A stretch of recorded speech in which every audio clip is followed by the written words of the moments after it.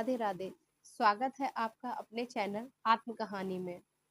आशा करती हूँ आप लोग सेफ होंगे, सुरक्षित होंगे, सुखी होंगे। मैं भी हूँ। हम आंसू नारी जीवन की किताब को कहानी को समझ रहे हैं, उसे रीड कर रहे हैं।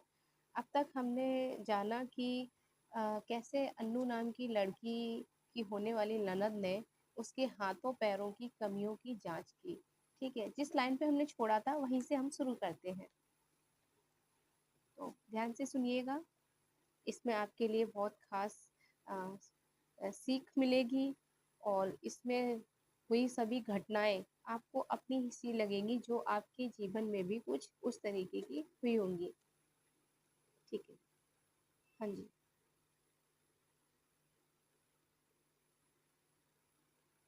तभी जब आंटी की बेटी को लगा कि अन्नू ये सारी बातें करने में झिझक रही है, तो उसने कोई और सवाल नहीं किया। तभी मम्मी और आंटी भी वापस आ गई और घूंघट वाली औरत अपना मुंह फुलाए दो थाली में खाना लेकर आई। आकर आंटी के सर के पास खड़ी हो गई। तभी आंटी ने उस औरत का परिचय कराया और कहा, यह मेरे सबसे बड़े लड़के की बीवी है, मेरी बहू है। फिर आंटी ने अपनी बहू से खाने की एक थाली मेरे पास बेड पर रखने को कहा और दूसरी थाली कमरे के बाहर चारपाई पे रखने को कहा और वह थाली रख कर चली गई। मम्मी ने कहा, नहीं नहीं, बहुत देर हो गई है, अभी खाना नहीं खाएंगे, अब हमें घर जाने दो। पर आंटी नहीं मानी। वो बोली, खाना तो खाकर ही जाओ। सच में बहुत रात हो गई थी, रात के 12 बज गए थे। खाना खाकर हम वहां से निकल ही रहे थे, तब तक आंटी का सबसे बड़ा लड़का आया और उन्होंने भी मम्मी को नमस्ते किया। फिर चलते समय आंटी मम्मी से बोली, आपने बताया नहीं, आपने क्या सोचा है, हम रिश्ता पक्का समझे? देखो, मेरी तरफ से तो हाँ है मम्मी, मुझे थोड़ा सोचने का समय दो, सब कुछ इतना जल्दी हो गया, मुझे अभी कुछ समझ में नहीं आ रहा है, बाद में हम आपको बताएंगे। आंटी फीकी सी मुस्कुराहट देती हुई, अब इसमें सोचने समझने वाली बात क्या है, सब कुछ तो आपके सामने ही है। जब आंटी मम्मी से बहस करने लगी कि बताओ तो रिश्ता पक्का मुझ समझे, रिश्ता पक्का समझे, साथ में खड़े आंटी के पति आंटी को रोकने लगे और कहने लगे, अरे इतनी जल्दी क्या है, रिश्ते वाली बात है, उनको सोचने का समय तो दो। फिर सब लोग मुझे मम्मी को कार तक छोड़ने गए। जिस जिससे मेरी शादी की बात की जा रही थी, वह आंटी का बेटा, और आंटी मुझे मम्मी को कमरे तक छोड़ने आए। रास्ते में कार के अंदर हुई बातें। आंटी का बेटा, इनके पैरों में छाले कैसे पड़ गए मम्मी? यहाँ से कंपनी काफी दूर पड़ जाती है, चलने की आदत है नहीं, चलने से पैर में छाले पड़ गए। आंटी का बेटा, अब इनको कंपनी मत भेजना, कंपनी भेजने की जरूरत नहीं है, कोई भी परेशानी हो तो हमें बताना। मम्मी धीमी आवाज में कहते हुए, हाँ, इस तरह से हमें कमरे तक पहुंचवाया। मैंने कंपनी से काम तो नहीं छोड़ा, पर मेरे पैरों के जख्म बहुत ज्यादा गहरे हो रहे थे। उन्हें ठीक करने के लिए 2 दिन की छुट्टी ली। अगले दिन मम्मी अकेली कंपनी गई। जो आंटी पहले दिन से ही मम्मी से लंच टाइम मेरी शादी के विषय में बात करती थी, वह आंटी कंपनी से गायब थी। बाद में पता चला कि कंपनी के जीएम शेखर अंकल ने उन्हें कंपनी से बाहर कर दिया। फिर लंच टाइम के बाद कंपनी के जीएम शेखर अंकल ने मम्मी को अपनी केबिन में बुलाया और पूछा, मुझे पता चला है आप अपनी लड़की की शादी कर रहे हैं उन पंडितों परिवार में, ऐसा बिल्कुल मत करना, उस घर में अपनी लड़की की शादी मत करो, वहां तुम्हारी लड़की जीते जी मर जाएगी।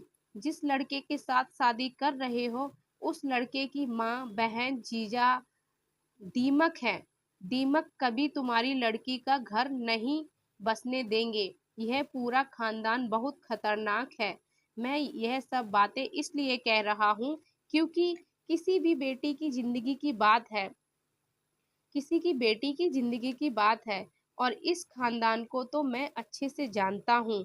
जिसने आपको कंपनी में भर्ती कराया वह खन्ना नाम का आदमी और यह पंडितों का खानदान मेरे ही गांव से है। हम सब एक ही गांव से हैं। अभी आपकी बेटी कहाँ है? कंपनी क्यों नहीं आई? मम्मी: सर, उसके पैरों में छाले पड़ कर जख्म बन गए हैं, चलने के लायक नहीं है, इसलिए उसने 2 दिन की छुट्टी ली है। सर, मैंने छुट्टी का एप्लीकेशन कंपनी में दर्ज करा दिया है। शेखर सर: ओहो, आपने पहले क्यों नहीं बताया? बेटी को अभी आराम करने दो, जब वह ठीक हो जाए तभी कंपनी में लाना। बेटी के लिए मेरी तरफ से छुट्टी है, ठीक है? आप जाओ अपना काम करो। मम्मी: नमस्ते सर कहकर शेखर सर के केबिन से बाहर चली आई।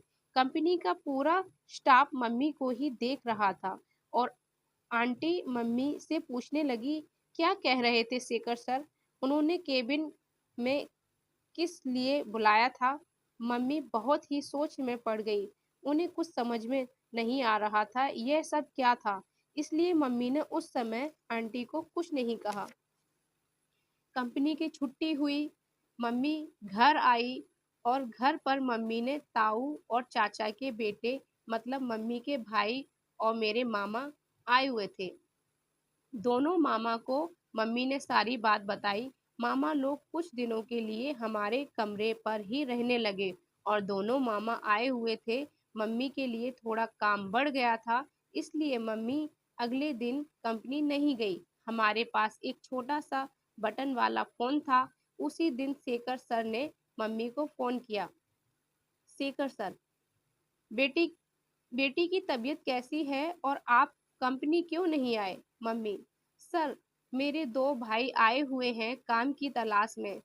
अब वह भी हमारे साथ ही रहेंगे। मेरी तबीयत कुछ ठीक नहीं लग रही थी, घर में काम बढ़ गया था, इसलिए मैंने आज छुट्टी ले ली है। सर, मेरे दोनों भाइयों को भी उसी कंपनी में कुछ काम दिला दीजिए, हेल्पर का। वह अभी नए हैं, कहीं और काम नहीं कर पाएंगे। शेखर सर: अच्छा, ठीक है, कोई नहीं, उनको कल सुबह कंपनी भेज देना, उन्हें काम मिल जाएगा। मम्मी: बहुत बहुत धन्यवाद, नमस्ते सर कहकर फोन काट दिया। ठीक है, अब इस कहानी को हम नेक्स्ट वीडियो में रीड करेंगे। तब तक के लिए आप अपना ख्याल रखना, स्वस्थ रहना, सुखी रहना और मजे में रहना। राधे राधे।